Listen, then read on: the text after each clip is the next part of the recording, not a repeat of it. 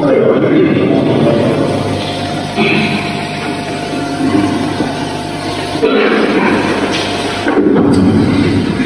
वालेकुम रहमतुल्लाह। अज़ान दे दें।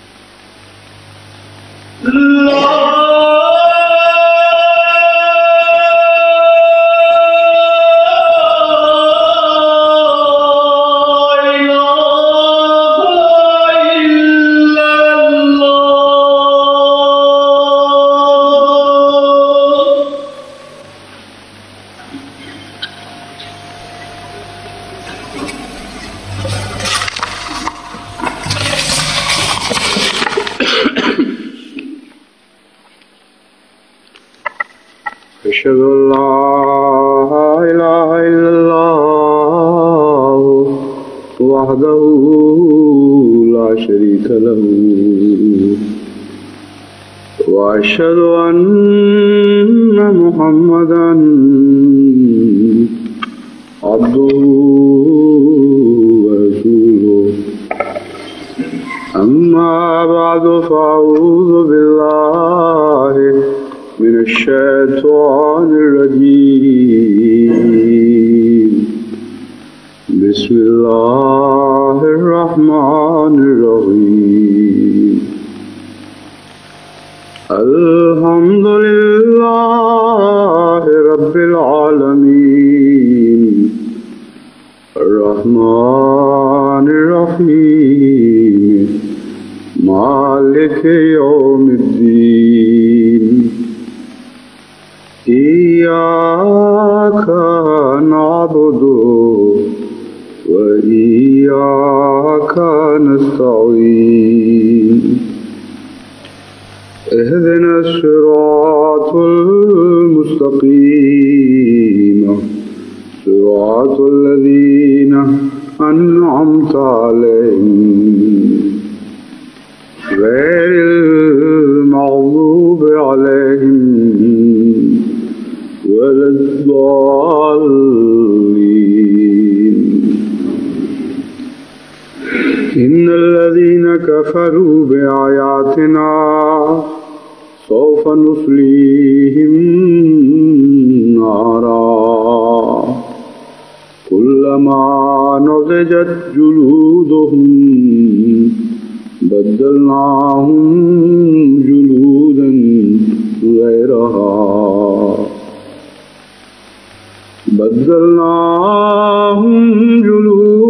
غيرها ليذوقوا العذاب إن الله كان عزيزا حكيما.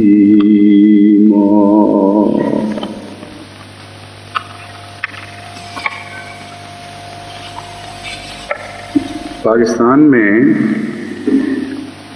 گزشتہ چند سالوں سے پاکستان اور اسلام کے اندرونی اور بیرونی دشمنوں کی ملی بھگت سے جو سازش رفتہ رفتہ آگے بڑھ رہی ہے، اس کے کچھ پہلو عملاً بے نقاب ہو چکے ہیں، اور جہاں تک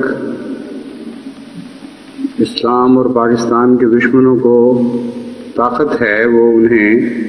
ان پر عمل درآمد کرنے کی پوری کوشش کرتے چلے جا رہے ہیں۔ اب یہ تحریک اور یہ سازش اپنے منطقی نقطہ عروج کی طرف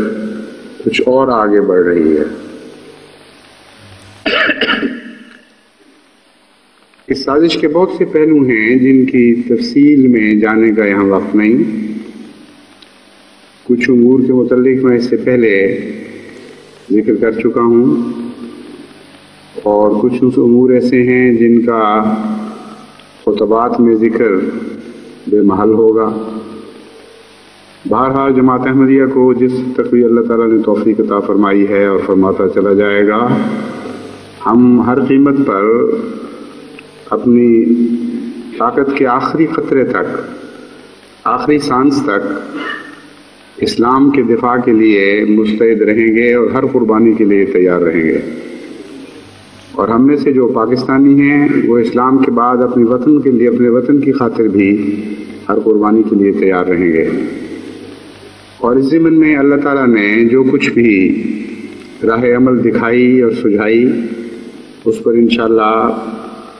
اس کے ہر پہلو پر عمل کرنے کی کوشش کرتے رہیں گے۔ اس وقت جو میں نے یہ کہا کہ آخری منطقی نقطہ عروج کی طرف آگے بڑھ رہی ہے،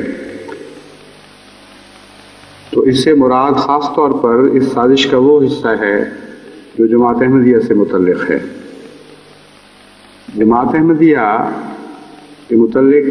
تمام دنیا کی اسلام دشمن طاقتیں بخوبی واقف ہیں اور اس بات کا برملا اظہار بھی کر چکی ہیں کہ سب سے زیادہ وفادار اسلام کا دفاع کرنے والی جماعت احمدیہ ہے۔ اور سب سے زیادہ وطن سے محبت رکھنے والی جماعت احمدیہ ہے۔ یہاں حال ہی میں جو بعض مذہبی جنونیوں نے فساد کی کوشش کی، تو اس ضمن میں جو ہم نے جوابی کارروائیاں شروع کی اور لوگوں کو عقل دینے اور سمجھانے کی کوشش کی، تو معلوم ہوا کہ ایک عیسائی چرچ نے، جس کا سب سے زیادہ یہاں اثر ہے، کھلم کھلا جماعت کے خلاف ان مولویوں کے حق میں بیانات جاری کیے جو فساد پیدا کرنا چاہتے تھے، اور ایسے سرکولر ان کی طرف سے جاری ہوئے جس میں چرچ کو متنبع کیا گیا کہ ہماری ساری دنیا میں سب سے بڑی دشمن جماعت احمدیہ ہے، اور سب سے زیادہ خطرہ ہمارے چرچ کو یا عیسائیت کو جماعت احمدیہ سے ہے۔ تو اس سازش کا مرکزی نقطہ یہ ہے اور ہمیشہ سے رہا ہے کہ پاکستان میں جس حد تک ممکن ہو سکے جماعت احمدیہ کو نیست و نابود کیا جائے، کیونکہ سب سے زیادہ دنیا میں مضبوط اور فعال جماعت پاکستان میں پائی جاتی ہے۔ پاکستان ایک اسلامی ملک ہے، یعنی ان معنوں میں یہاں مسلمانوں کی بھاری اکثریت ہے، اور اس پہلو سے پاکستان میں جماعت احمدیہ کو کام کرنے کے لیے ایک ایسا پلیٹ فارم مہیا ہو چکا ہے کہ جس کے نتیجے میں ساری دنیا جماعت احمدیہ کو اسلام کے نمائندہ سمجھنے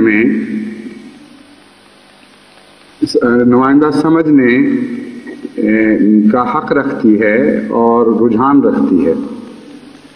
کیونکہ وہ سمجھتے ہیں کہ پاکستان اسلامی مملکتوں میں سے ایک عظیم ترین مملکت ہے، وہاں ایک گہری بنیاد رکھنے والی اور دن بدن بڑھنے والی جماعت جب اسلام کا پیغام لے کر دنیا میں نکلتی ہے تو لازماً یہی اسلام کا نمائندہ ہوگی۔ یہ تجزیہ کرنے کے بعد انہوں نے یہ دوسرا عقلی تجزیہ یہ کیا کہ اگر پاکستان ہی سے احمدیت کی بنیادیں اس طرح اکھیڑی جائیں کہ اول حکومت پاکستان یہ اعلان کرے کہ جماعت احمدیہ کا اسلام سے کوئی تعلق نہیں ہے، تو جو فوقیت حاصل تھی جماعت احمدیہ کو اور جو ایک برتری حاصل ہو گئی تھی ساری دنیا پر، وہ بالکل برعکس شکل اختیار کر جائے گی، اور اسلام دشمن طاقتیں دنیا میں یہ پروپیگنڈا کر سکیں گی کہ پاکستان دنیا کی سب سے بڑی اسلامی مملکت یا سب سے طاقتور اسلامی مملکت ہے، اور اس مملکت میں جماعت احمدیہ کو غیر مسلم قرار دیا جا چکا ہے، اس لیے اس جماعت کا اسلام کی نمائندگی کا حق ہی کوئی نہیں ہے۔ اس طرح آئے دن جو جماعت احمدیہ کے غیر اسلامی طاقتوں پر حملے ہیں ان میں غیر معمولی کمزوری واقع ہو جائے گی۔ دوسرے، ان کی بقا پر حملہ کیا جائے اور عملاً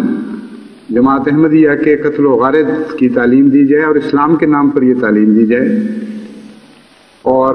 بالآخر بڑھاتے بڑھاتے نفرتوں کو ایسے مقام تک پہنچا دیا جائے کہ پاکستان میں ہر احمدی کی جان، مال، عزت خطرے میں مبتلا ہو جائیں۔ جس طرح ایک طوفان میں کشتی ڈولتی ہے، اس طرح یہ جماعت اپنی بقا کی جد و جہد میں مصروف ہو جائے، اسے ہوش ہی نہ رہے غیر مذاہب پر اسلام کی نمائندگی میں حملے کرنے کی۔ اور جب یہ حالات پیدا ہو جائیں اور اشتعال بڑھتے بڑھتے ایک خاص حد تک پہنچ جائیں تو اس وقت جماعت احمدیہ کے قتل عام کا ایک حکم جاری کیا جائے۔ یہ وہ آخری منطقی نقطہ عروج ہے جس کا میں نے اشارتاً ذکر کیا تھا۔ اس حصے تک پہنچنے سے پہلے ضروری تھا کہ جماعت احمدیہ کو عوام کی نظر میں اسلام سے کھلم کھلا کاٹنے کی جتنی کوششیں ہو سکتی ہیں وہ کر لی جائیں، تاکہ جب قتل عام کا حکم جاری ہو تو اس سے پہلے سارے پاکستان کے عوام اور دنیا کے عوام کم سے کم اس بات کے قائل ہو چکے ہوں کہ یہ مرتد ہیں، نہ صرف یہ کہ غیر مسلم بلکہ مرتد ہیں، اور دوسری بات یہ ثابت ہو چکی ہو کہ مرتد کی سزا قتل ہے۔ یہ وہ رخ ہے جو آغاز ہی سے ان دشمنوں نے سامنے رکھا، پہلے حصے پر عمل کیا لیکن ناکام رہے۔ اس طرح ناکام رہے کہ ساری دنیا میں اس احمدیت کی، اسلام کی خاطر جنگ پہلے سے کئی گنا زیادہ شدت اختیار کر چکی ہے، کوئی نسبت ہی نہیں رہی۔ جب سے انہوں نے شرارت شروع کی ہے اس وقت سے لے کر اب تک اس تیزی کے ساتھ احمدیت عالم اسلام کے جہاد کے لیے، اسلام کے لیے جہاد میں مصروف ہو گئی ہے، اور یہ جہاد اتنی وسعت اختیار کرتا چلا جا رہا ہے، اور اللہ تعالیٰ کے فضل سے اس جہاد کو ایسی حیرت انگیز کامیابیاں نصیب ہو رہی ہیں کہ ہر گزرے ہوئے دن پر جب نگاہ ڈالتے ہیں تو نچلی سیڑھی کی طرح نیچے دکھائی دیتا ہے، اور ترقی کی لامتناہی منازل ہیں جو باہیں کھولے جماعت احمدیہ کو مزید تیزی کے ساتھ اپنی طرف بلا رہی ہیں۔ ایک منزل ترقی کی طے کرتے ہیں تو دوسری منزل سامنے کھڑی ہو جاتی ہے، دوسری طے کرتے ہیں تو تیسری کھڑی ہو جاتی ہے۔ ہمالہ کی قدم بقدم چوٹیاں تو پھر ختم ہو جاتی ہیں، لیکن اسلام کی ترقی کی طرف جو چوٹیاں ہمیں دعوتیں دے رہی ہیں اور دن بدن ہماری امنگیں بڑھا رہی ہیں، وہ چوٹیاں لامتناہی ہیں، کبھی نہ ختم ہونے والی ہیں۔ اس لیے اس کوشش میں تو دنیا، پاکستان کے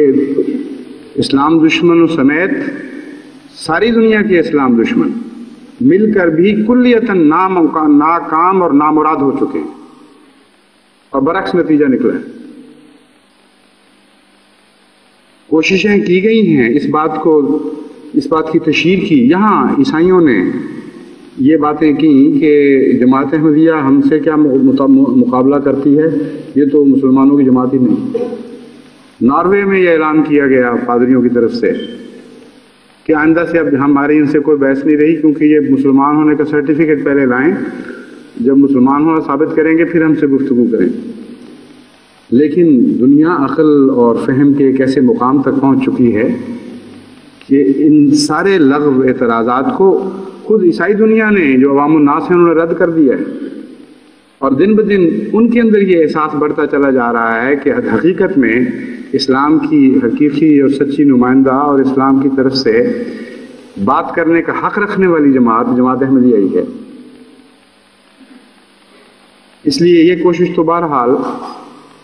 بہت ہی ذلیل اور کمینی کوشش تھی، اور بہت ہی بھیانک کوشش تھی، بہت ہی خطرناک مضمرات رکھنے والی کوشش تھی، مگر اللہ تعالیٰ کے فضل اور اس کے احسان کے ساتھ جماعت احمدیہ نے اس کو بالکل نامراد کر دیا ہے۔ یہاں تک کہ ابھی حال ہی میں ایک پاکستان کے ملا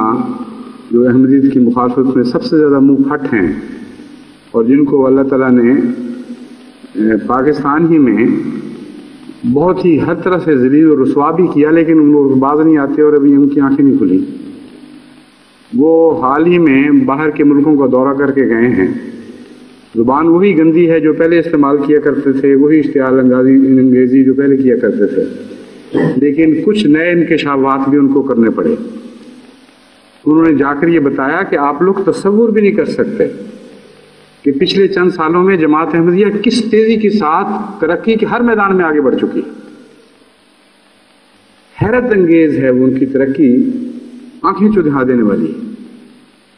یہ اقرار خدا تعالیٰ نے اس سے کروا کے چھوڑا، اور اس کی سب سے زیادہ ذلت اور نامرادی اس اقرار میں ہے۔ دراصل اس مولوی کی طرح باقی لوگوں نے ان کو گالیاں دے دیں، یا اسمبلی میں ان کو غیر مسلم کہہ دیا، یا ان کے نکاح حرام کر دیے، یہ تو معمولی باتیں ہیں۔ جماعت احمدیہ کو اس میں کوئی دلچسپی نہیں، بہت ہی گھٹیا اور کمینی باتیں ہیں۔ لیکن ایک احمدیت کے دشمن مولوی کا اپنی زبان سے یہ اقرار کر لینا کہ گزشتہ چند سالوں میں ہماری ساری کوششوں کے باوجود یہ جماعت اس تیزی کے ساتھ ترقی میں آگے بڑھی ہے، اور ہر میدان میں آگے بڑھی ہے۔ انہوں نے مختلف میدانوں کا ذکر کیا تفصیل سے، کہ حیرت ہوتی ہے کہ کس تیزی کے ساتھ یہ جماعت آگے سے آگے قدم بڑھاتی چلی جا رہی ہے۔ یہ اقرار ہے جو اصل ذلت ہے اور اصل رسوائی ہے خدا کے نزدیک۔ دشمن ساری کوششوں کے باوجود خود اپنی ناکامی کا اقرار کرنے پر مجبور ہو گیا۔ جو دوسری کوشش ہے اس کے لیے سب سے پہلا ان کا قدم یہ تھا کہ جماعت احمدیہ پر ظلم و تعدی کے ساتھ جبراً جماعت احمدیہ کو ظلم اور تعدی کے ساتھ اور جبراً کلمہ طیبہ لا الہ الا اللہ محمد رسول اللہ سے توڑنے کی کوشش کی جائے۔ اور اس ضمن میں علماء اور حکومت کے درمیان جو میری بحث ہوئی وہ یہ تھی کہ حکومت سارے قوانینی ذرائع اختیار کرے اور حکومت کی طرف سے جو بھی سختیاں کی جا سکتی ہیں وہ جماعت احمدیہ پر برقرار رکھی جائیں۔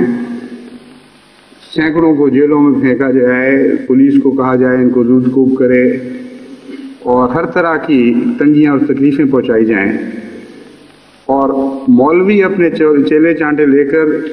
اس حالت میں کہ احمدیوں کے ہاتھ بندھے ہوں ان کو ماریں کوٹیں ذلیل و رسوا کرنے کی کوشش کریں۔ یہ وہ دو دباؤ تھے۔ عوام کا دباؤ تو وہ پیدا نہیں کر سکے، لیکن چند مولوی اپنے چند چیلوں چانٹوں کے ساتھ احمدیوں پر ایسی حالت میں کہ وہ کوئی دفاعی کارروائی نہیں کر سکتے تھے، ہر قسم کے ظلم و تشدد روا رکھتے رہے۔ اور حکومت نے بھی نہ صرف یہ کہ کھلم کھلا بار بار اس بات کا اعتراف کیا، نہ اس بات کا اعلان کیا کہ حکومت اس تحریک کی مددگار اور معاون ہے، بلکہ باقاعدہ رسمی طور پر گورنروں کو اور دوسرے عہدیداران کو بار بار حکومت کی طرف سے سنجیدہ ہدایتیں بھی دی جاتی رہیں۔ پہلے قسم کے اعلانات کو بعض لوگ سنجیدگی سے نہیں لیتے، وہ سمجھتے ہیں حکومت کی سیاسی کاروائیاں ہیں، وہ لوگوں کو خوش کرنے کے لیے، مولویوں کو خوش کرنے کے لیے ایسی باتیں کر دیتی ہے، حکومتیں کر دیا کرتی ہیں اس طرح۔ اس لیے جو سول سروس ہے یا پولیس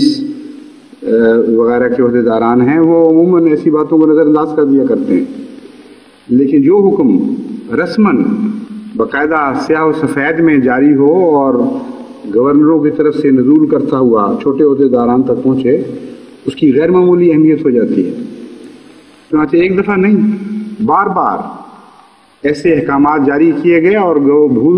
بار بار بھول جانے والے گورنروں کو یاد دہانیاں کرائی گئیں کہ اور اس ظلم کو تیز کرو، اور اس ظلم کو تیز کرو، ابھی یہ ظلم پوری شدت سے اختیار نہیں کر سکا، اور ذلیل کرو۔ لیکن جو کوششیں حکومت کر سکتی تھی اور کر رہی ہے ابھی بھی، اور جو ظلم و تعدی بعض مولویوں اور ان کے چیلے چانٹوں کی طرف سے روا رکھی جا سکتی تھی، وہ سب رکھی گئی، کوئی کسر نہیں اٹھا کے رکھی، لیکن کلیتاً ناکام اور نامراد ہو گیا اس بات میں کہ جماعت احمدیہ کے دل سے تو درکنار سینوں سے ہی کلمہ طیبہ نوچ کے پھینک سکے۔ جیلوں میں ڈالا گیا، جب کلموں کے بیج ان سے چھین لیے گئے، انہوں نے جو بھی لکھنے کے ذریعہ ان کے پاس میسر تھا اس سے اپنی قمیضوں پر کلمے لکھ لیے، قمیضیں پھاڑ کے پھینک دی گئیں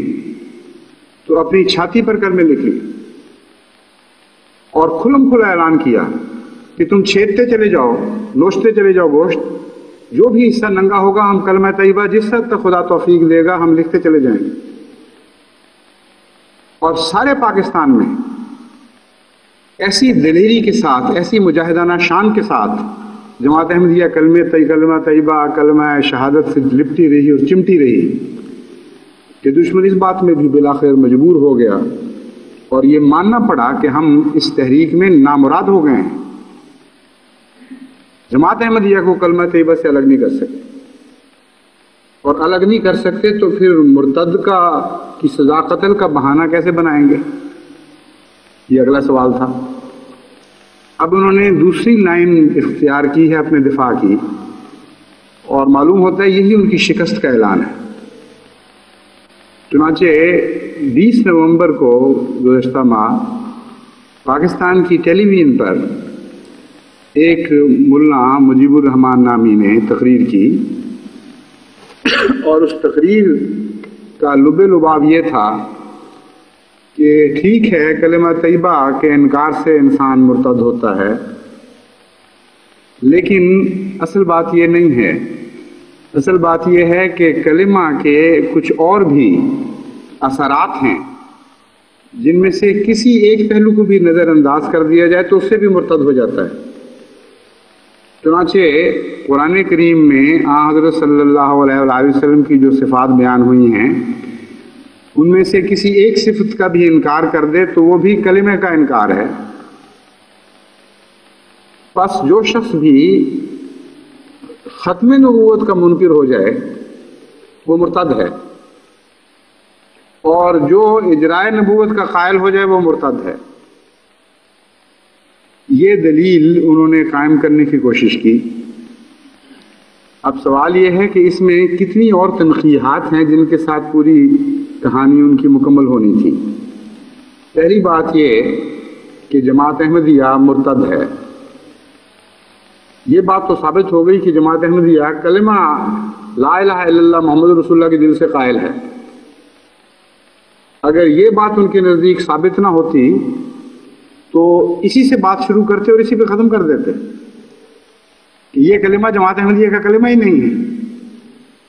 کھلم کھلا ریڈیو اور ٹیلی ویژن کے اوپر یہ حکومت کا ملا ہے، حکومت کا پروردہ ملا ہے، یہ اعلان کرنے پر مجبور ہوا ہے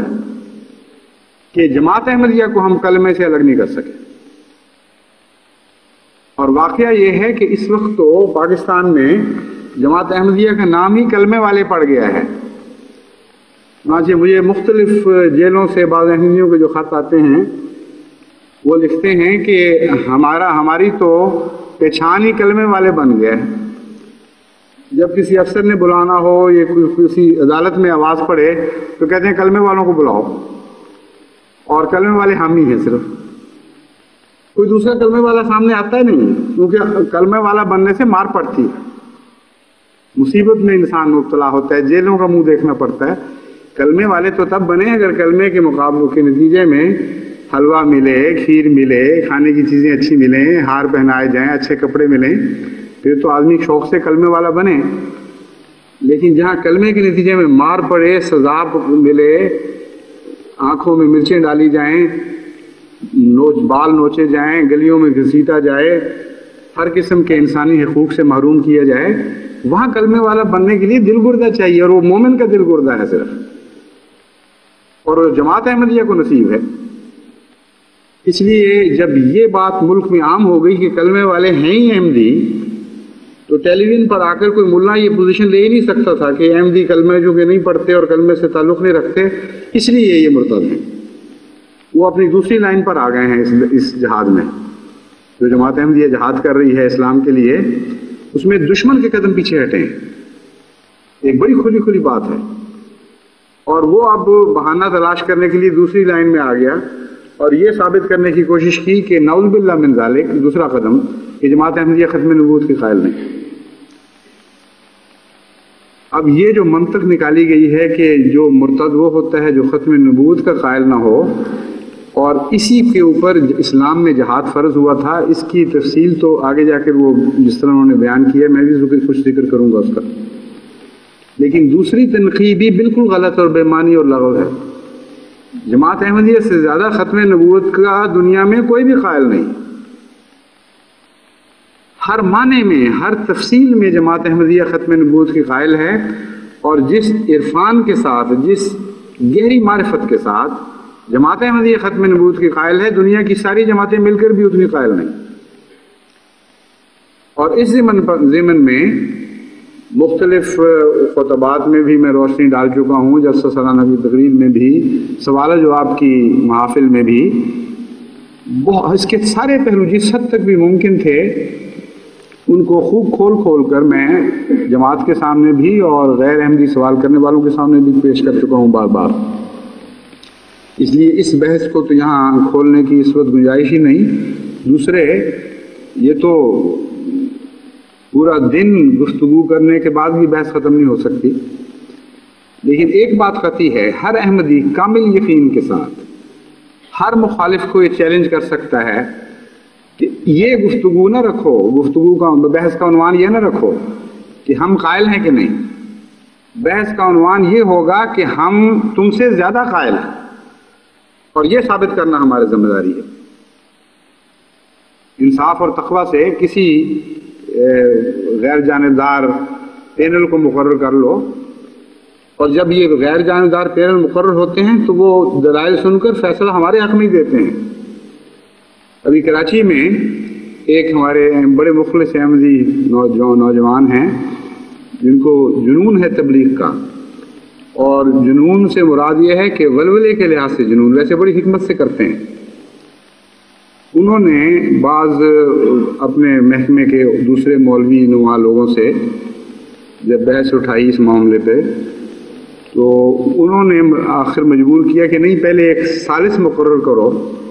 اور وہ فیصلہ کرے، تو پھر اس کے فیصلے کو تسلیم کرو تو پھر ہم بحث کریں گے۔ اب یہ ایک بظاہر تو ایک ٹیکٹیکل، یعنی فن جہاد میں ایک غلط قدم اٹھانے والی بات تھی کہ ایک ایسے ثالث کو انہوں نے تسلیم کر لیا جو احمدی نہیں تھا اور غیر مسلم بھی نہیں تھا، وہ مسلمان تھا جو احمدیوں کے مقابل پر آیت خاتم النبیین کی وہ تشریح کرنے والے ہیں جو غیر احمدی علماء کرتے ہیں۔ بڑی اس کی جرت کہہ لیں یا سادگی کہہ لیں کہ اس نے ان صاحب کو ثالث بنا لیا اور مجھے دعا کے لیے خط لکھنے شروع کر دیے۔ میں نے ان سے کہا کہ پہلے پوچھ تو لیا ہوتا، یہ اصول غلط بات ہے ایک ایسی شخص کو ثالث بنا لینا جو دوسرے کا ہم عقیدہ اور تمہارے مخالف ہو، لیکن بہرحال اب تم نے کر لیا ہے تو اللہ تمہاری مدد فرمائے۔ وہ بھی دعا کرتا رہا، کوشش کرتا رہا، میں بھی دعا کرتا رہا۔ ابھی کل ہی اس کا خط ملا ہے کہ ثالث نے نہ صرف ہمارے حق میں فیصلہ دیا ہے بلکہ مجھے کہا ہے کہ میں بیعت کرنا چاہتا ہوں۔ تو دلائل اس قوت کے ساتھ جماعت احمدیہ کے ساتھ ہیں کہ جس میں تقوی کی رگ ہوگی،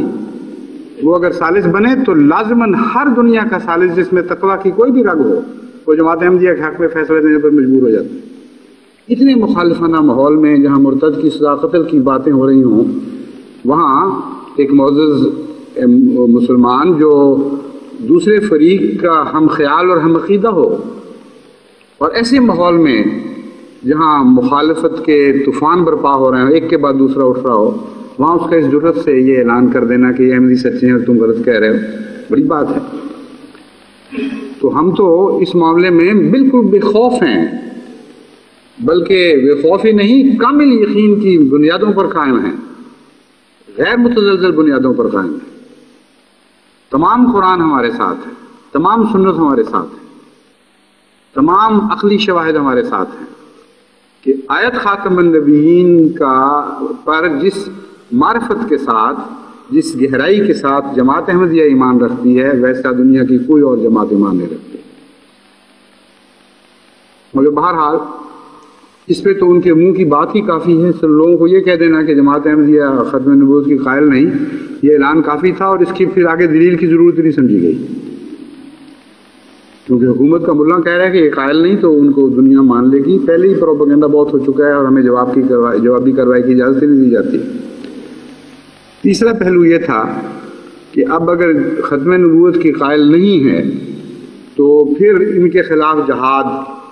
کس طرح فرض ہوتا ہے اور حکومت کو کیا کرنا چاہیے۔ اس کے لیے انہوں نے یہ دلیل قائم کی کہ حضرت رسول اکرم صلی اللہ علیہ وآلہ وسلم کے زمانے میں اگرچہ حضرت صلی اللہ علیہ وآلہ وسلم کی زندگی نے وفا نہیں کی، اس لیے آپ جھوٹے دعویٰ داران نبوت کے خلاف خود جہاد نہیں کر سکے۔ بات یہاں سے شروع ہوئی۔ پہلا قدم ہی وہ قدم اٹھایا جس نے ان کی بات جھوٹی کر دی۔ حضرت صلی اللہ علیہ وآلہ وسلم کے زمانے میں مسیلمہ کذاب نے کئی سال آپ کی زندگی میں دعویٰ کیے رکھا، اور اسود انسی نام ہے، اسود انسی نے آپ کی زندگی میں دعویٰ کیا، اور آن حضرت صلی اللہ علیہ وآلہ وسلم نے کوئی فوج کشی ان کے خلاف نہیں کی۔ مولوی صاحب فرمانے لگے ٹیلی ویژن پر کہ رسول اکرم صلی اللہ علیہ وآلہ وسلم آخری وقت میں یہ ہدایتیں تو دے گئے حضرت ابو بکر صدیق رضی اللہ تعالیٰ عنہ اور دوسرے بزرگ صحابہ کو کہ ان کا قتل و غارت کرو، لیکن آپ کی زندگی نے وفا نہیں کی، اس لیے آپ خود نہیں کر سکے۔ حالانکہ مورخین یہ لکھتے ہیں کہ آن حضرت صلی اللہ علیہ وآلہ وسلم نے جو آخری لشکر تیار کروایا ہے خود، جس کے سردار اسامہ بن زید کو مقرر فرمایا۔ اگر لشکر کشی کا مقصد یہ تھا کسی لشکر کشی کا کہ خاتمیت نبوت کے منکرین یا نبوت کے جھوٹا دعوے داران کے خلاف جہاد کیا جائے اور ان کو قتل کیا جائے، تو یہ ہدایت تو اسامہ بن زید کو ملنی چاہیے تھی۔ اور یہ مولوی اتنے جھوٹے ہیں کہ جانتے ہیں کہ اشارتاً یا کنایتاً بھی اسامہ بن زید کو یہ ہدایت نہیں ملی، بلکہ فوج کے کسی سپاہی کو بھی نہیں ملی، اور وہ لشکر کشی اندرون عرب کے لیے تھی ہی نہیں۔ وہ ایک ایسی مہم کے تعلق رکھنے والی لشکر کشی تھی جس کا حضرت صلی اللہ علیہ وسلم کے وصال کے بعد بھجوانا عالم اسلام کے لیے خطرناک ثابت ہو سکتا تھا، مگر آخری سانس تک حضرت صلی اللہ علیہ وسلم نے اس لشکر کو اپنے اس مقصد سے نہیں ہٹایا جس کے لیے وہ قائم کیا گیا تھا، جس کا کوئی دور کا تعلق نہیں، جھوٹے مدعیان نبوت سے نہیں تھا یا ارتداد سے، اس کا کوئی بھی دور کا تعلق نہیں تھا۔ اور جو لشکر کشی کی گئی حضرت ابو بکر صدیق رضی اللہ تعالیٰ عنہ کے زمانے میں، وہ حضرت صلی اللہ علیہ وسلم کے وصال کے بعد رونما ہونے والے واقعات کے نتیجے میں تھی۔ اس لیے اتنا بڑا جھوٹ، اتنا بڑا اشترا حضرت صلی اللہ علیہ وسلم پر کہ آنکھیں بند کرنے سے پہلے آپ نے حضرت ابو بکر صدیق کو جو ہدایتیں دی تھی، ان کے نتیجے میں حضرت ابو بکر نے وہ جہاد شروع کیا جو مرتدین کے خلاف تھا، اور مرتدین نہیں، منکرین ختم نبوت کے خلاف جہاد، یہ وہ اعلان کرتے ہیں۔ اجرائے نبوت کا عقیدہ رکھنے والوں کے خلاف جہاد تھا حضرت ابو بکر کا، ان کے نزدیک۔ اور حیرت کی بات یہ ہے کہ اس بات کا نہ حضرت علی رضی اللہ تعالیٰ عنہ کو پتہ چلا، نہ حضرت عمر رضی اللہ تعالیٰ عنہ کو پتہ چلا، نہ خود حضرت ابو بکر صدیق رضی اللہ تعالیٰ عنہ کو پتہ چلا کہ میں کس لیے جہاد کر رہا ہوں، کیونکہ تمام تاریخیں مسلمہ طور پر گواہ ہیں، ایک بھی اختلاف اس بات میں نہیں کہ جب بعض صحابہ نے مختلف وجوہات سے حضرت ابو بکر صدیق رضی اللہ تعالیٰ عنہ کو منکرین زکوٰۃ کے خلاف تلوار اٹھانے سے منع کیا، منکرین ختم نبوت کا اشارتاً بھی کہیں ذکر نہیں ملتا، قائلین اجرائے نبوت کا کوئی خیال وہمہ بھی موجود نہیں وہاں ساری گفتگو میں۔ جب بعض صحابہ کرام نے، صحابہ کبار نے، ایسے بھی تھے جو بعد میں خلفاء بنے، انہوں نے حضرت ابو بکر صدیق رضی اللہ تعالیٰ عنہ کو مشورہ دیا کہ ایسا نہ کریں، تو اس کی وجوہات یہ تھیں کہ اسلام میں جبر نہیں ہے، یہ کہا حضرت عمر نے بھی اور حضرت علی نے بھی، اسلام میں جبر نہیں ہے، اور اگر وہ منکر ہو رہے ہیں تو آپ جبراً کیوں اسلام میں ان کو داخل کرتے ہیں؟ اس کا جواب حضرت ابو بکر صدیق رضی اللہ تعالیٰ عنہ نے یہ نہیں دیا کہ چونکہ وہ ختم نبوت کے منکر ہیں، اور چونکہ حضرت صلی اللہ علیہ وسلم نے مجھے وصیت فرمائی تھی کہ یہ میرے جانے کے بعد فوراً یہ کام ہوگا اور تم یہ شروع کر دینا جا رہے، اس لیے میں مجبور ہوں، بلکہ حضرت ابو بکر صدیق رضی اللہ تعالیٰ عنہ کا جواب یہ تھا کہ زکوٰۃ یہ دے رہے تھے حضرت صلی اللہ علیہ وسلم کے زمانے میں، یہ ریاست کا حق ہے، اور حضرت صلی اللہ علیہ وسلم کی نصیحت یہ تھی کہ جو حق کسی کا چھینے اس سے جبراً حق چھیننا بھی جہاد ہے، یہ حق واپس لینا بھی جہاد ہے۔ اس لیے اسلامی ریاست میں جو لوگ زکوٰۃ دے رہے تھے اگر وہ ایک کھجور کی گٹھلی کے برابر بھی اس کی لکیر کے برابر بھی مجھ سے زکوٰۃ روکیں گے تو میں ان کے خلاف لڑائی کروں گا۔ کہاں ہے وہ اجرائے نبوت کا ذکر، کہاں ہے ختم نبوت کا ذکر؟ اس کا کوئی دور کا تعلق بھی اس جد و جہد کا، جو عظیم جد و جہد تھی، اجرائے نبوت کے تصور سے ہے ہی نہیں، کہیں اشارتاً بھی اس کا ذکر نہیں۔ وہ باغی جنہوں نے زکوٰۃ روکی ان میں مسیلمہ کذاب بھی تھا، اور ایک شاعرہ عورت بھی تھی جس نے بعد میں سجاح، جس نے مسیلمہ سے شادی بھی کی بعد میں، ہے نا؟ ہاں، وہ بعد میں نہیں، اس سے پہلے شادی کر لی تھی، اور ایک دو اور بھی لوگ تھے۔ اس موقع پر حضرت ابوبکر صدیق رضی اللہ تعالیٰ عنہ نے حضرت خالد بن ولید کو ساری اس مہم کا سردار بنایا، اور سردار بنا کر کچھ نصیحتیں فرمائیں۔ فرمایا کہ تم نے جنگ کرتے چلے جانا ہے اس وقت تک جب تک کہ یہ 5 باتیں نافذ نہ ہو جائیں۔ ایک روایت میں ہے کہ اس میں وہ 5 بنیادیں اسلام کی حضرت ابوبکر صدیق رضی اللہ تعالیٰ عنہ نے بیان فرمائی، اور فرمایا کہ لا الہ الا اللہ محمد الرسول اللہ کا اقرار کرے کوئی شخص، اور 5 وقتہ نماز کا قائل ہو، رمضان کے روزے رکھے، حج بیت اللہ کرے اور زکوٰۃ کی ادائیگی کرے، تو پھر جنگ ختم ہو جائے گی۔ لیکن کہیں بھی نہ اجرائے نبوت کا ذکر، نہ جھوٹے مدعیین نبوت کے انکار کا ذکر، اشارتاً بھی کسی ہدایت میں نہیں ملتا۔ یہ بحث الگ ہے کہ یہ 5 باتیں کیوں آپ نے بیان فرمائی، میں اس وقت یہ گفتگو نہیں کر رہا۔ میں یہ بتانا چاہتا ہوں کہ سراسر اختراع ہے جو حضرت رسول اکرم صلی اللہ علیہ وآلہ وسلم پر باندھا گیا کہ آپ نے آخری یہ ہدایت فرمائی تھی، اور حضرت ابوبکر صدیق رضی اللہ تعالیٰ عنہ پر باندھا گیا کہ آپ نے یہ ساری لڑائی اجرائے نبوت کا عقیدہ رکھنے والوں کے خلاف کی تھی۔ پھر تاریخ سے ثابت ہے کہ سارے قبائل ان جھوٹے مدعیان نبوت کے قائل ہی نہیں تھے۔ بھاری اکثریت قبائل کی وہ تھی جو صرف زکوٰۃ کے منکر ہوئے تھے، اور بعض دوسری روایات میں ان 5 باتوں کا ذکر نہیں ملتا، بلکہ یہ ملتا ہے صرف، جیسا کہ حضرت عمر رضی اللہ تعالیٰ عنہ کی روایت ہے، اس میں حضرت ابوبکر صدیق صاف فرماتے ہیں، اور یہ وہی تاریخ ہے جو دونوں حوالے دے رہی ہے۔ ایک ہے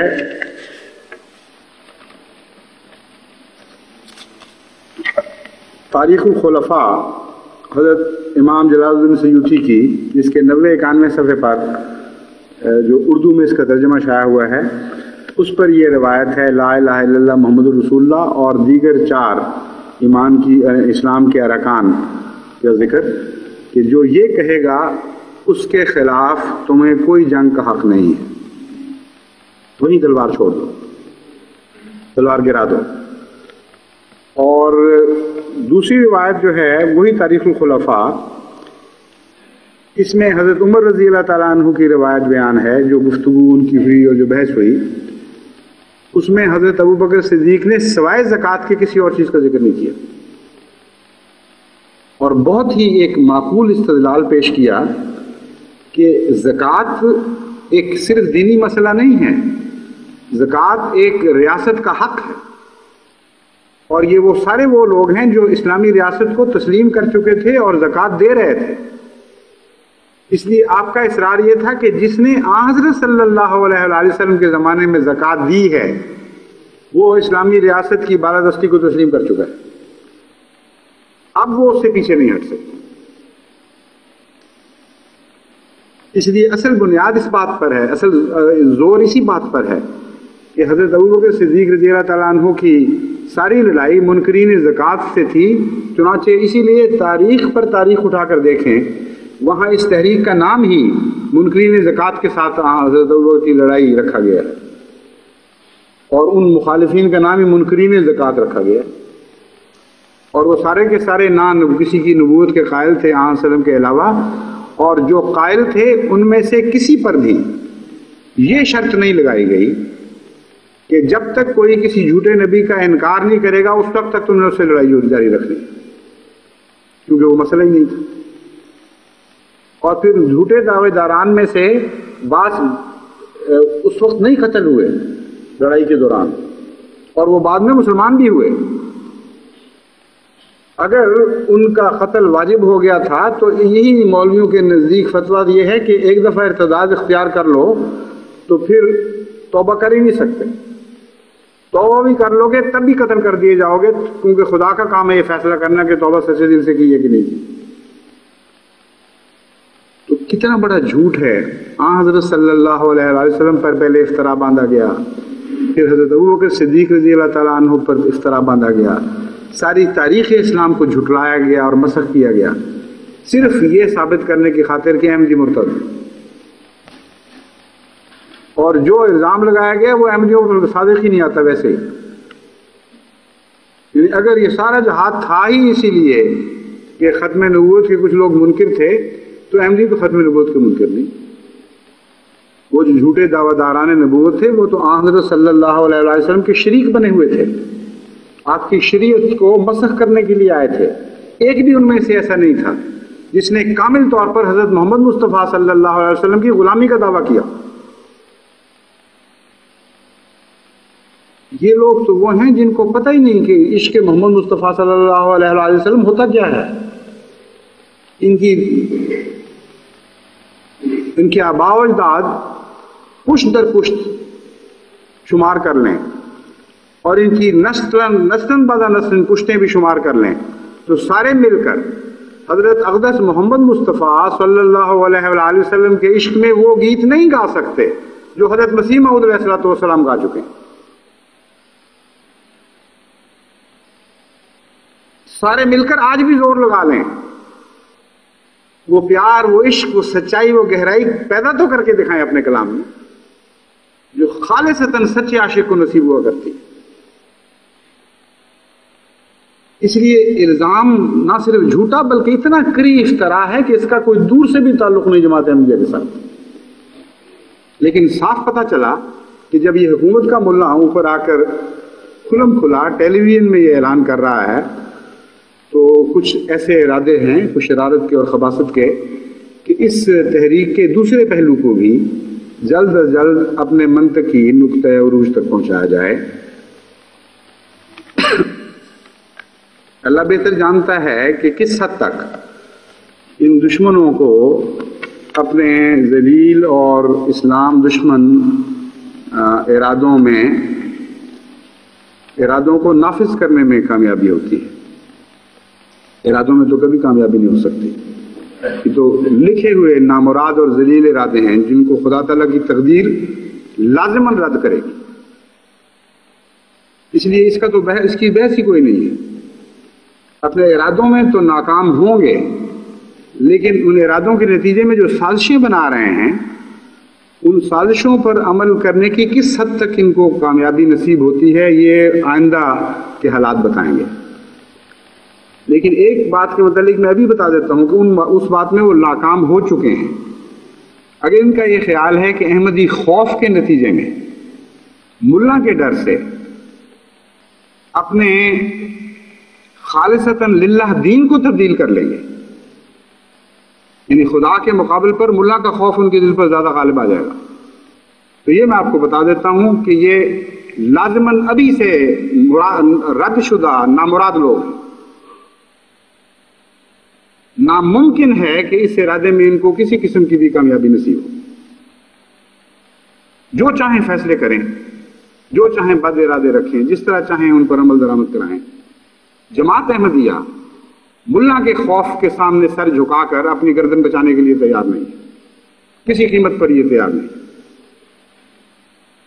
اگر حد سے زیادہ سوچا جائے، بھیانک سے بھیانک تصویر سوچی جائے تو یہ بن سکتی ہے کہ پاکستان میں 30 سے 40 لاکھ احمدیوں کا اپنے دین پر قائم رہنے کے نتیجے میں، خدا تعالیٰ پر ایمان لانے کے نتیجے میں قتل عام ہو۔ اگر خدا نخواستہ ایسا ہو تو اس کے نتیجے میں جماعت احمدیہ مٹ جائے گی، اس معاملے میں بھی یہ کلیتاً نامراد ہوں۔ پہلی بات میں بھی میں نے اگر کہا ہے، میں اس کی طرف دوبارہ واپس آؤں گا، لیکن بفرض محال یہ کلیتاً 100% بھی اس میں کامیاب ہو جائیں تو ہرگز کسی قیمت پر بھی یہ اپنے مقصد میں کامیاب نہیں ہو سکتا کہ جماعت احمدیہ اس کے نتیجے میں مٹ جائے۔ ہر احمدی شہید کا جو ایک ایک قطرہ زمین پر گرے گا، اس کے نتیجے میں قومیں اسلام میں اور احمدیت میں داخل ہوں گی، اور اس کثرت سے خدا تعالیٰ اس کا اجر عظیم عطا فرمائے گا، جیسے قرآن کریم میں دعویٰ ہے کہ اس کا یہ ملا تصور بھی نہیں کر سکتا۔ پاکستان کو اگر 1000 سال بعد احمدی بننا ہو عام رفتار کے مطابق، اگر خدا نخواستہ یہی رفتار رہے اور یہ اپنے اس بد ارادے میں کامیاب ہو جائیں، تو 1000 سال کی بجائے ہو سکتا ہے 1 سال بھی نہ لگے پاکستان کے احمدی ہونے میں، کیونکہ اگر یہ خوفناک ارادہ واقعتاً عمل کا جامہ پہن لے تو یہ سوچ بھی نہیں سکتے کہ خدا کی تقدیر اس کے نتیجے میں کتنے حیرت انگیز رد عمل دکھاتی، اور ساری انسانی تاریخ اس بات پر گواہ ہے کہ ایسے واقعات رائگان نہیں جایا کرتے۔ چند معصوموں کے قتلوں کا خون بھی ہضم نہیں ہوا کرتا، لوگوں کو، قوموں کو ہضم نہیں ہوا کرتا۔ تو چاہیے کہ خالصتاً خدا کے نام پر قائم ہونے والی جماعت کہ ہر بڑے چھوٹے مرد اور عورت اور بچے کو شہید کر دیا جائے صرف اس لیے کہ وہ دین میں استقامت دکھا رہے ہیں۔ یہ تو ایسا واقعہ ہی نہیں ہے جو رونما ہو اور دنیا کے سب سے بڑا انقلاب برپا نہ کر جائے۔ شہادتوں کے نتیجے میں 2 قسم کے خدا تعالیٰ کے رد عمل ظاہر ہوا کرتے ہیں، ایک ظالموں کو سزا دینے اور پکڑنے کا رد عمل، اور ایک اس شہادت کے جس مقصد کے لیے بد ارادہ رکھنے والے از راہ ظلم معصوموں کو شہید کرتے ہیں، اس مقصد کو کلیتاً دنیا کو ناکام کر کے دکھا دینا، یہ دوسرا رد عمل ہوا کرتا ہے الہی تقدیر کا۔ چنانچہ قرآن کریم میں یہ دونوں وعدے موجود ہیں، سزا کا ایک طرف اور انعام کا دوسری طرف۔ ایک وعدہ یہ ہے کہ تم یہ ظلم کرو گے، جس حد تک بھی کرو گے اللہ تعالیٰ تمہیں پکڑے گا اور تمہیں نہیں چھوڑے گا، اور سزا پر سزا دیتا چلا جائے گا، تکرار کرے گا اپنی سزا میں۔ اور دوسری طرف یہ انعام کا وعدہ کہ تم میں سے ایک شہید ہوگا تو خدا قومیں لا کے داخل کرے گا، اور پہلے سے زیادہ قوی ہوں گی وہ قوم ایمان میں۔ حالانکہ اگر مرتد کی سزا قتل کے نتیجے میں قتل عام کیا گیا ہو تو جو احمدی ہو اس کو نسبتاً ڈرپوک احمدی ہونا چاہیے، کیونکہ وہ دیکھے گا کہ یہ تو ایسا جرم ہے کہ اس کی ایسی خطرناک سزا ملتی ہے۔ یہ کلام الہی کی شان ہے کہ وعدہ یہ کر رہا ہے کہ جو اس ظلم کے بعد مسلمان ہوں گے، جو اللہ پر ایمان لانے والے ہوں گے، ارتداد کے نتیجے میں، یہاں قتل کا ذکر نہیں، ارتداد کا ذکر ہے، اگر جبراً تم کسی کو مرتد کر لو گے تو اس کے نتیجے میں جو مسلمان ہوں گے وہ قوم در قوم ہوں گے، اور وہ پہلوں سے زیادہ بڑھ کے بہادر اور خدا کی راہ میں قربانیاں دینے والے ہوں گے۔ جہاں تک قوم کے مٹنے کا تعلق ہے، قرآن کریم مقتولوں کو شہید کہہ رہا ہے اور زندہ کہہ رہا ہے۔ فرماتا ہے تم جن کو مار رہے ہو وہ زندہ ہو رہے ہیں اور تمہیں عقل نہیں۔ اس زندہ کے لفظ میں پیش گوئی ہے کامیابی کی اور کامرانی کی۔ بس جماعت احمدیہ جو خالصتاً اللہ پر ایمان لانے والی ہے، جس کا دین خالص ہے، جو خدا کی خاطر ہر قربانی پر تیار ہے، اس کو تم ناکام نہیں کر سکتے، جو چاہو کر لو۔ تمہاری تو عقل کی حد اور منتہا تمہارے دین کا بس اتنا ہی ہے نا کہ بکرے سجا کر قربانی کے لیے پیش کر دو۔ اگر تم نے یہ فیصلہ کیا کہ احمدیوں کی قربانی کرنی ہے تو مائیں اپنے بچے سجا کر اس قربانی کے لیے خدا کے حضور پیش کریں گی، بیویاں اپنے خاوند سجا کے پیش کریں گی، بہنیں اپنے لال اپنے ویر سجا کر پیش کریں گی۔ تمہاری قربانیوں کی کیا حیثیت ہے خدا کے نزدیک؟ یہ قربانیاں ہیں جو خدا کو مقبول ہوا کرتی ہیں۔ لیکن اس کے علاوہ میں تمہیں یہ بھی بتا دیتا ہوں کہ تم نامراد ہوگے اور نار رسوا ہوگے، جس طرح پہلے تم اپنی ہر کوشش کے پھل سے محروم کیے گئے۔ یہ ذلت اور رسوائی بھی تمہارے مقدر میں لکھی گئی ہے کہ اس کوشش کے پھل سے بھی تم محروم کیے جاؤ، کیونکہ خدا تعالیٰ نے قرآن میں شروع میں ہی وعدہ دیا ہے فَلَمَّا أَضَاءَتْ مَا حَوْلَهُ ذَهَبَ اللَّهُ بِنُورِهِمْ وَتَرَكَهُمْ فِي ظُلُمَاتٍ لَا يُبْصِرُونَ۔ آگ بھڑکاتے ہیں دشمنیوں کی اور خباثتوں کی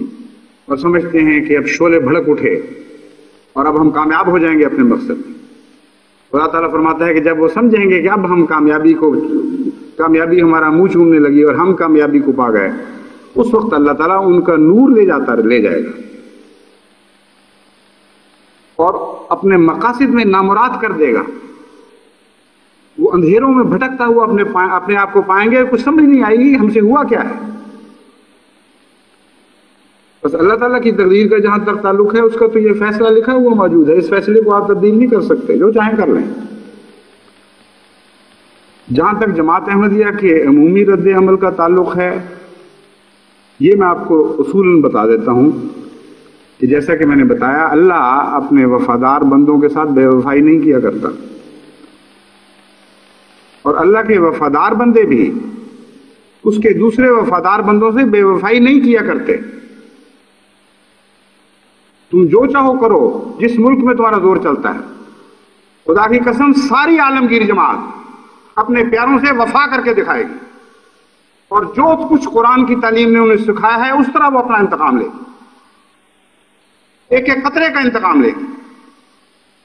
لیکن مطالعہ کریم نے اور جو خدا مجھے سمجھائے گا،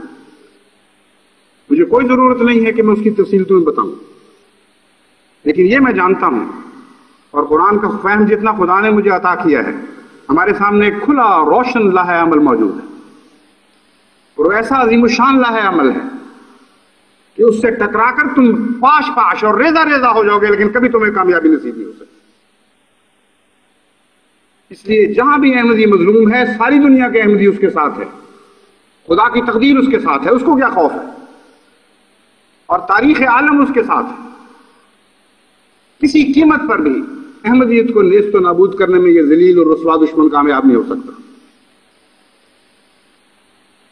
ان کو جلدی اور افراتفری صرف اس بات کی پڑی ہوئی ہے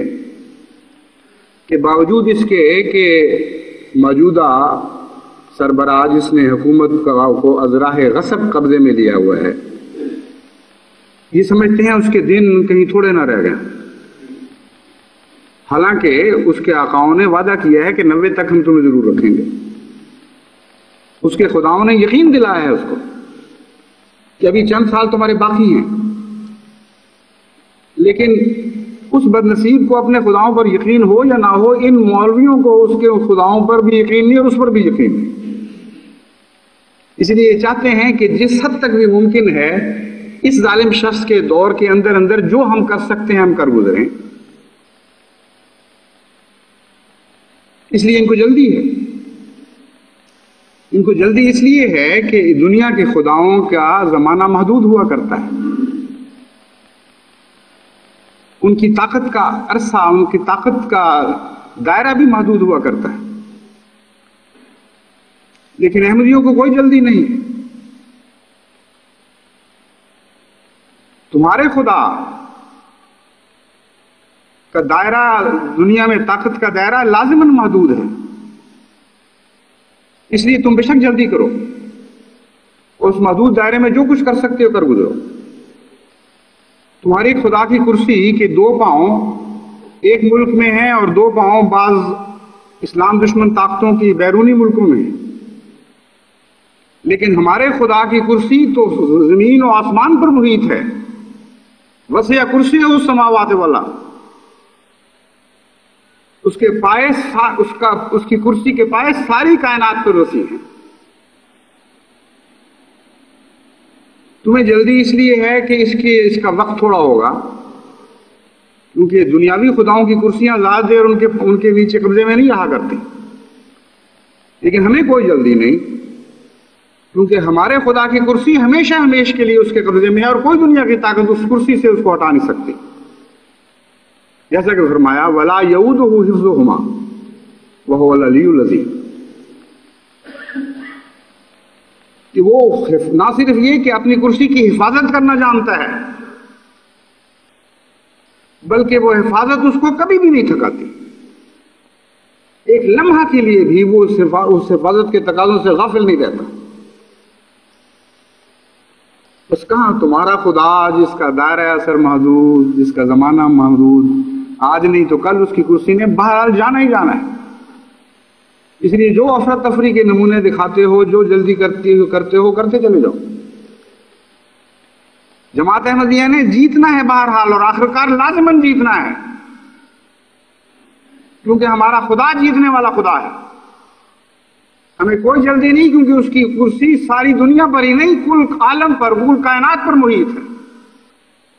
اور ہمیں اس لیے جلدی کوئی نہیں کہ اس خدا کا وقت ہمیشہ ہمیشہ کے لیے وہ عبدالآباد سے ہے اور عبدالآباد تک رہے گا۔ بس ہم جس ابدی طاقت کے ساتھ وابستہ ہیں، ہم جانتے ہیں کہ ہمارے انتقام ہمارے بعد بھی وہ لیتا رہے گا۔ ضروری نہیں کہ ہر انتقام ہماری زندگی میں خدا تعالیٰ لے۔ دیکھو، ایک شہید عبداللطیف کو تم نے شہید کیا تھا افغانستان میں، آج تک وہ بدنصیب قوم اپنے دکھوں کے ذریعے اس شہادت کی قیمت ادا کرتی چلی جاتی۔ کیسے سوچ سکتے ہو، کیسے وہم کر سکتے ہو کہ 30-40 لاکھ احمدی مسلمانوں کو، جو حقیقی اور سچے مسلمان ہیں، جو سچے عاشق رسول ہیں، جو سچے عاشق قرآن ہیں، ان کا قتل و غارت کرو گے اور تم سے حساب نہیں لیا جائے گا؟ اس دنیا سے نکل جاؤ تو اس دنیا میں تم سے حساب لیا جائے گا، لیکن میں تمہیں بتاتا ہوں کہ دونوں جگہ لیا جائے گا، یہاں بھی لیا جائے گا اور وہاں بھی لیا جائے گا، اور بالآخر لازماً مومنوں کے سینے ٹھنڈے ہوں گے اور وہ ہمیشہ ٹھنڈے رہیں گے۔ تمہارے دل میں جو آگ جل رہی ہے یہ جلتی رہے بے شک، تم تو بار بار ہر کوشش کرتے ہو آگ جلانے کی، اور بار بار قرآن کریم کی آیت تم پر ثابت ہوتی چلی جا رہی ہے، اور تم اقرار کرنے پر مجبور ہو جاتے ہو کہ اس آگ کے نتیجے میں ہم جو سمجھتے تھے کہ دشمن جل جائے گا، یعنی وہ جس کو دشمن سمجھ رہے ہیں، اور ہمیں تسکین نصیب ہوگی، وہ نہیں ہو سکی۔ جتنی کوششیں اب تک جماعت احمدیہ کے متعلق یہ کر چکے ہیں، ہر کوشش کے بعد یہ تسلیم کرنے پر مجبور ہوتے ہیں کہ وہ بات نہیں بنی، وہ نتیجہ پیدا نہیں، اور پھر ایک اور آگ لگ جاتی ہے دوبارہ کہ اب ماریں گے تو اب ہمیں چین آئے گا، پھر اس سے زیادہ بڑھتے ہیں، پھر وہ مارنے کی کوشش کرتے ہیں، پھر بد نصیب رہتے ہیں اور چین نصیب نہیں ہوتا، اس لیے کہ ذہب اللہ بنورہم، اللہ ان کا نور لے جاتا ہے، وَتَرَكَهُمْ فِي ظُلُمَاتٍ لَا يُبْصِرُونَ، ان کو ایسے اندھیروں میں چھوڑ دیتا ہے کہ ان کو کچھ سمجھ نہیں آتی کہ ہم سے ہوئی کیا تھی۔ بظاہر ہم غالب آ گئے تھے، بظاہر ہم کامیاب ہو گئے تھے، مگر ہمیں تسکین نہیں ملی اور ہمارا دشمن جل کے خاکستر نہیں ہو سکا۔ یہ جو بار بار کی آگ لگتی ہے ان کے دل میں،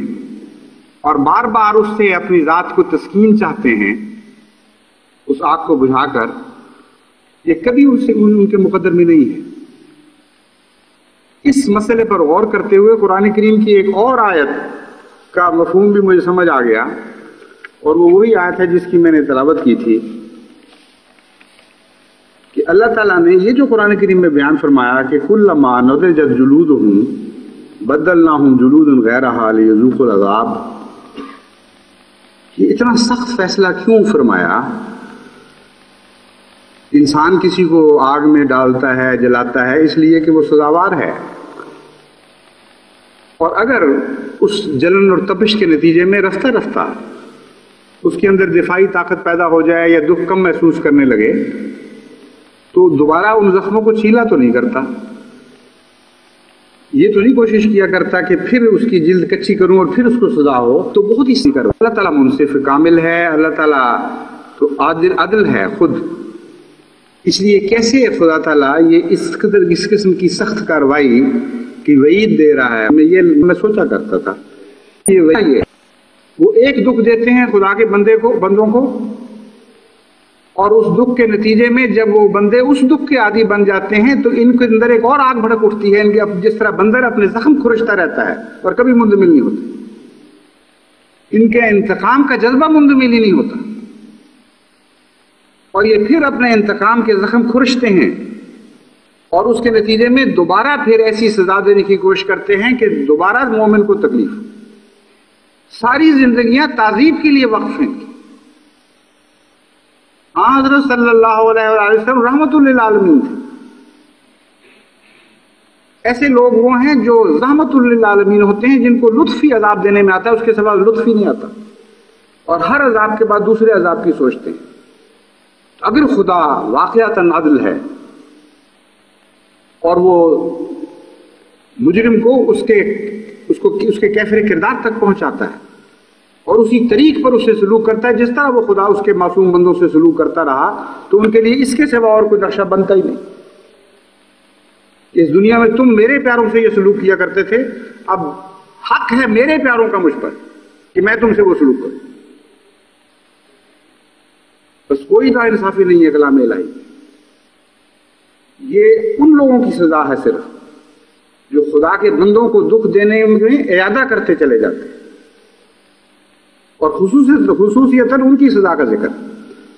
تو تم تو اس دنیا میں بھی ہارے ہوئے ہو، اس دنیا میں بھی ہارے ہوئے، اور خدا کی قسم اس دنیا میں بھی ہم کامیاب ہیں، اور بفضل اللہ تعالیٰ اس دنیا میں بھی کامیاب ہیں۔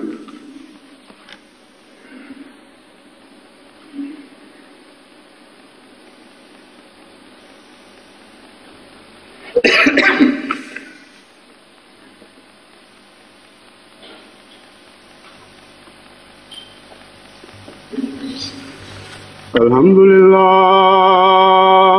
نحمده ونستعینه ونستغفره ونؤمن به ونتوکل علیہ ونعوذ باللہ من شرور انفسنا ومن سیئات اعمالنا من یهده اللہ فلا مضل له ومن يضلل فلا هادي له ونشهد أن لا إله إلا الله وحده لا شريك له ونشهد أن محمدا عبده ورسوله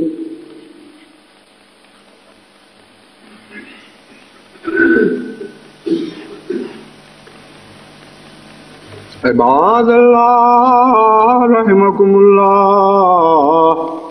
ان اللہ یامر بالعدل والإحسان وإیتاء ذی القربى وینہی عن الفحشاء والمنکر والبغی یعظکم لعلکم تذکرون اذکروا اللہ یذکرکم وادعوہ یستجب لکم ولذکر اللہ اکبر۔